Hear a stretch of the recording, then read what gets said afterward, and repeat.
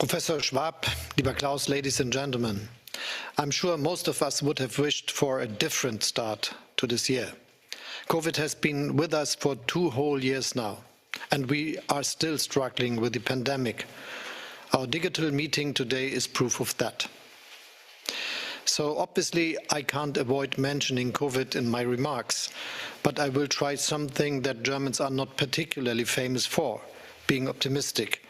And combined with the inevitable dose of German caution, I hope to give you a realistic assessment of both the opportunities and the challenges that we are facing, and hopefully some ideas on how to deal with them. Working together, restoring trust. That is the motto you have chosen for this year's annual meeting, Klaus. And indeed, it is also a good starting point for our exchange today. So let me begin with working together. The last couple of weeks, my first weeks in my new office, have urgently reminded us just how important international cooperation, political exchange and dialogue are.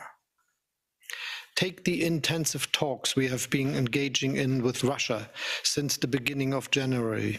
It is still too early to tell whether they will help de-escalate the situation Russia created by concentrating 100,000 troops along the border with Ukraine.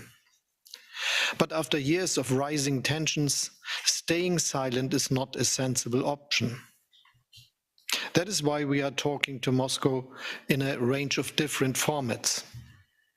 About our commitment to Ukraine's territorial integrity and about a key principle of our common European peace order, that borders must not be moved by force, that right makes might and not the other way around.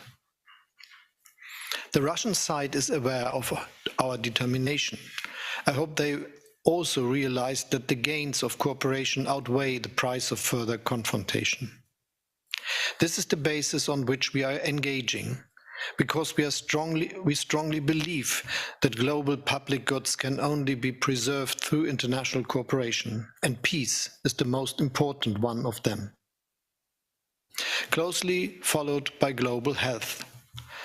One of the most uplifting statements that I have heard during the pandemic came from the Israeli historian and author Yuval Harari, and I quote, "The big advantage humans have over viruses is that we can cooperate in ways they can't." And we do. European doctors are benefiting from the findings of their American, Israeli or African counterparts. Scientists from all over the planet are sharing their research on new variants and potential treatments globally, often in real time. And 2 German researchers invented a vaccine based on the new mRNA technology that helped save millions of lives around the world. These examples are proof of the power of cooperation. They also illustrate the importance of exchanges like the one we are having here today. It was at Davos in 2000 that leaders launched the Global Vaccine Alliance. Today, 21 years later, vaccines are by far our best tool to leave the pandemic behind us. Without a truly global immunization campaign, we will soon run out of letters in the Greek alphabet for new variants of the virus. But the good news is, thanks to far-sighted cooperation, we have the tools to break the cycle. And Germany, already the second largest donor to the global vaccine campaign, will continue to do its part. By supporting COVAX, we are determined to reach 70% of the world population by the middle of the year. And as part of our current G7 presidency, we will focus on improving the international health infrastructure, including in countries of the global south. However, we need partners to join hands, particularly in the private sector. So in the spirit of Davos, let us work together to fully fund the global vaccination campaign. That would also be the booster shot our economies need. As we speak, those economies are facing the most fundamental transformation since the Industrial Revolution. For the last 250 years, our prosperity has depended on burning fossil fuels, coal, oil and gas. The effects of man-made climate change are felt by everyone in every corner of the world. That is why Europe has decided to become the first carbon-neutral continent by 2050. Germany wants to reach that goal in 2045 already. This leaves us with less than 25 years to reach net zero, a monumental task. But a task that we can and will master. We will prove wrong those who are currently portraying our continent as a billiard ball in a great geo-economical game between China and the United States. Europe offers the openness and liberal societies that benefit innovation. We are on course towards greater technological sovereignty, a top priority of the European Commission.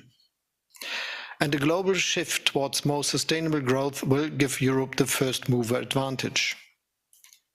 But of course, Europe alone won't end the climate crisis.